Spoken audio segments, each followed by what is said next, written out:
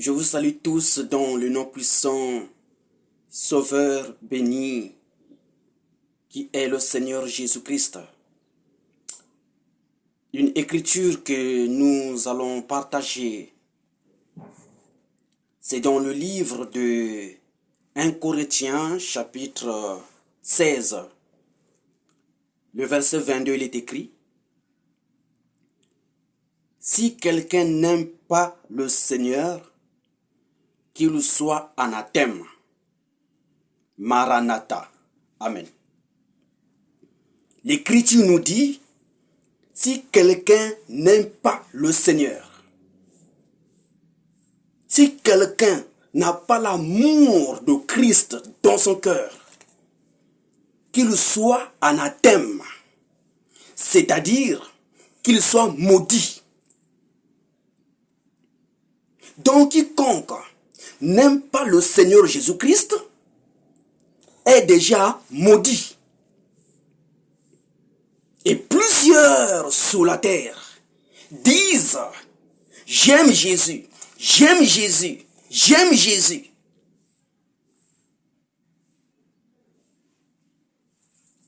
Mais par la vie, on voit qu'ils n'aiment pas Jésus.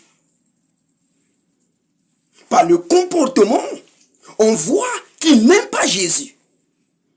Par les œuvres, on voit qu'ils n'aiment pas Jésus. Parce que le Seigneur Jésus-Christ est une vie. Voilà pourquoi, dans le livre de Jean chapitre 8, à partir du 12e verset, Jésus-Christ dit: je suis la lumière du monde. Celui qui me suit ne marchera pas dans les ténèbres, mais il aura la lumière de la vie. Lisons cela, bien-aimés. Jean chapitre 8. Lisons cela rapidement, comme ça me vient en esprit. Jean chapitre 8, le verset 12, il est écrit, c'est Jésus lui-même qui parle. Jésus leur parla de nouveau et dit: je suis la lumière du monde. Celui qui me suit ne marchera pas dans les ténèbres, mais il aura la lumière de la vie. Amen. Donc celui qui dit j'aime Jésus, il doit avoir la vie de Jésus-Christ. Et s'il n'a pas la vie de Jésus-Christ, cela prouve qu'il n'aime pas Jésus-Christ. Jésus-Christ n'est pas cette lettre écrite, non.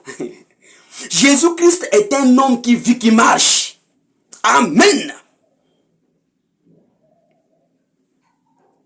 Alors l'Écriture nous dit, quiconque n'aime pas Jésus est maudit. Alors, les maudits n'hériteront jamais le ciel.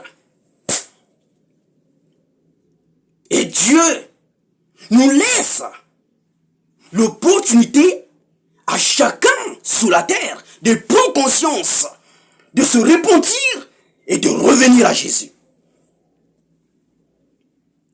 La Bible dit, revenez à moi et je reviendrai à vous.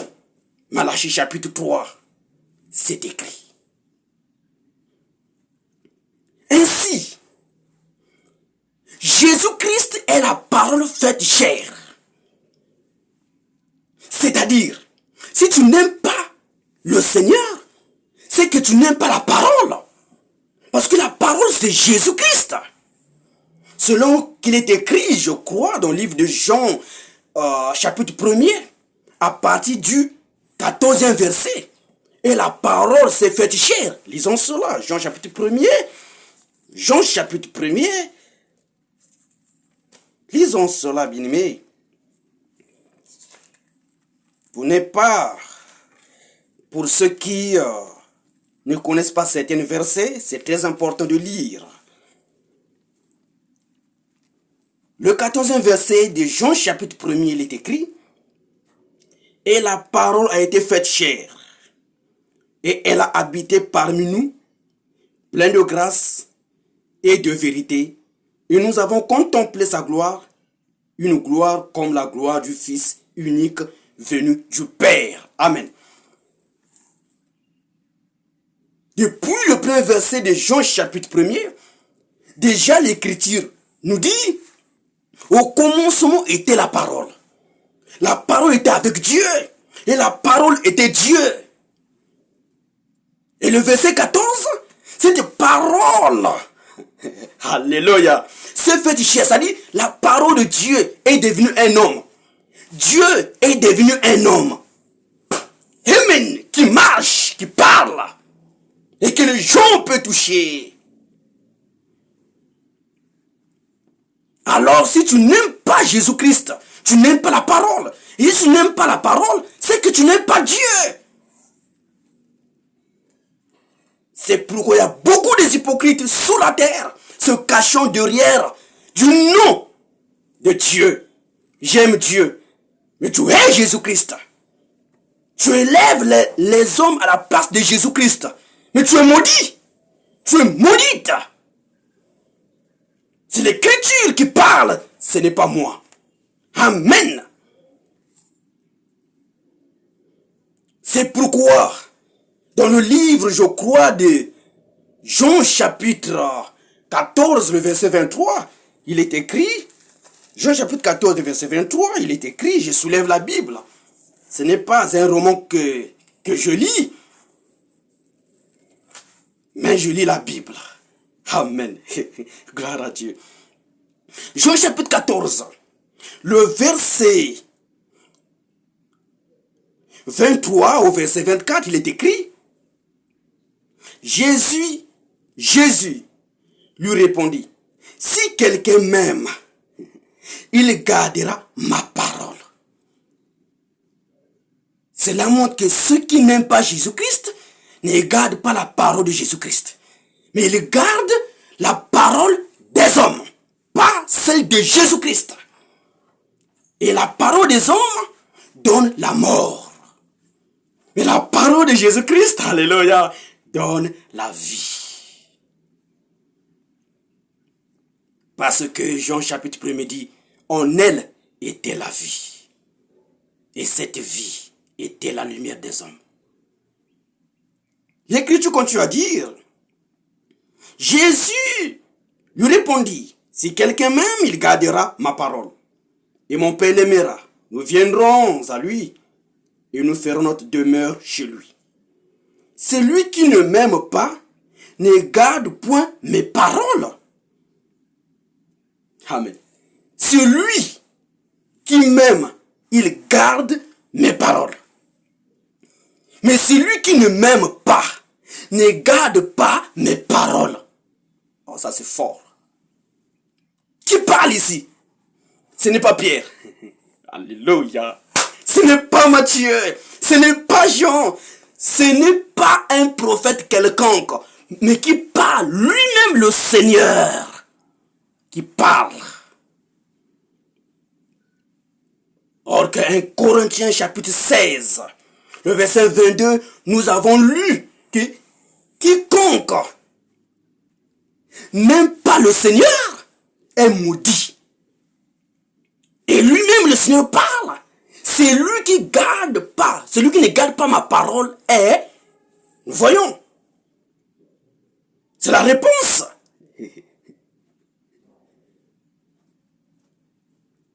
Et 1 Corinthiens 16, verset 22, est maudit. Tous ceux qui aiment le Seigneur gardent sa parole. Tous ceux qui ne gardent pas la parole du Seigneur et gardent celle des hommes sont des maudits. Ce n'est pas moi qui parle, c'est la Bible. Nous lisons cela. C'est pourquoi je crois dans le livre de 1 Jean chapitre 2, je crois. Allons un peu, cherchons ça, ça me traverse dans mon esprit. 1 Jean, je crois, chapitre 2, rapidement. Corps de Christ. Parce que le Saint-Esprit ne parle pas à tout le monde, mais au corps de Christ. aux élus de Dieu qui aiment la parole, qui aiment la vérité. Gloire à Dieu. 1 Jean chapitre 2, le verset 23, il est écrit: qui est menteur?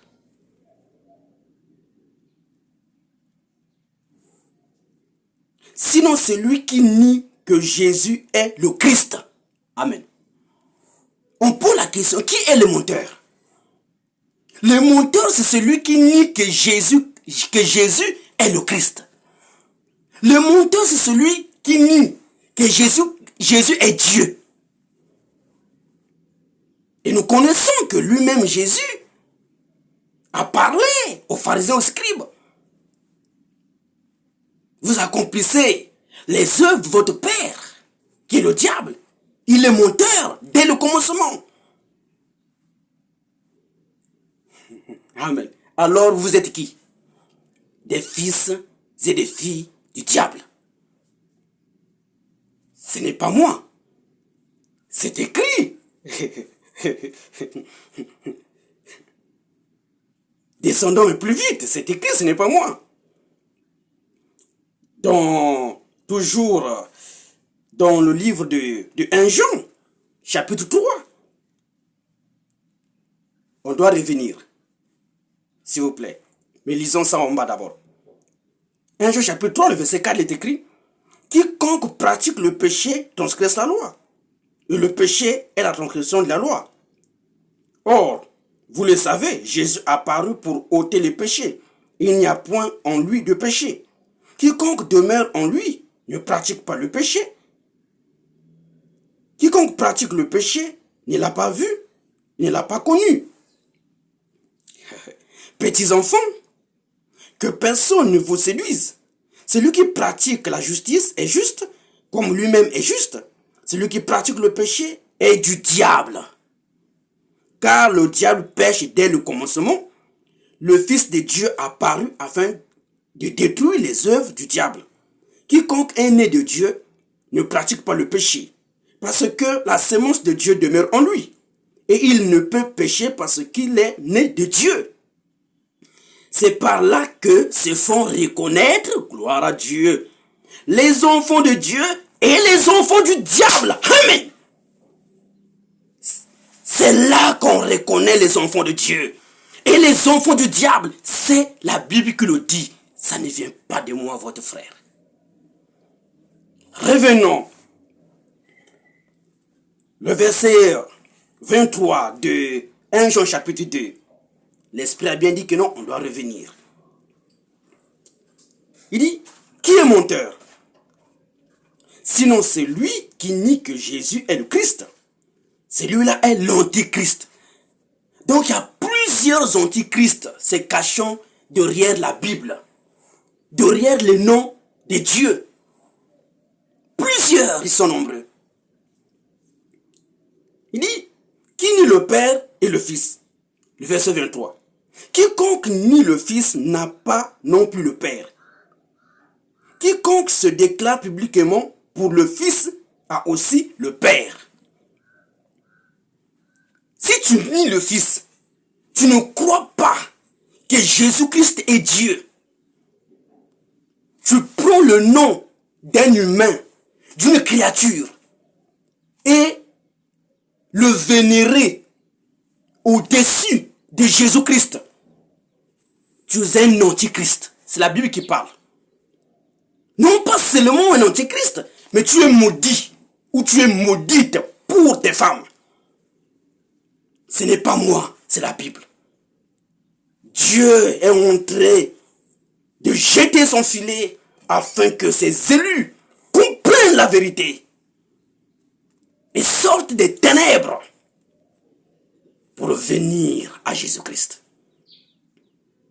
Alors, mes bien-aimés frères et sœurs, continuera toujours à haïr Jésus et à aimer les hommes, à adorer les hommes et ne pas adorer Jésus, à louer les hommes et ne pas louer Jésus.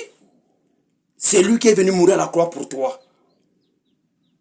Tu continueras toujours dans l'impudicité, dans le vol, dans la masturbation,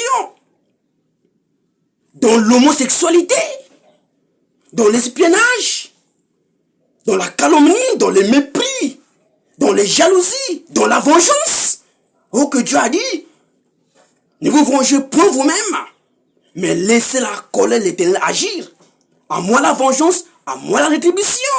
Dieu n'a pas donné à l'homme le pouvoir de venger, mais Dieu a dit à l'homme, pardonnez.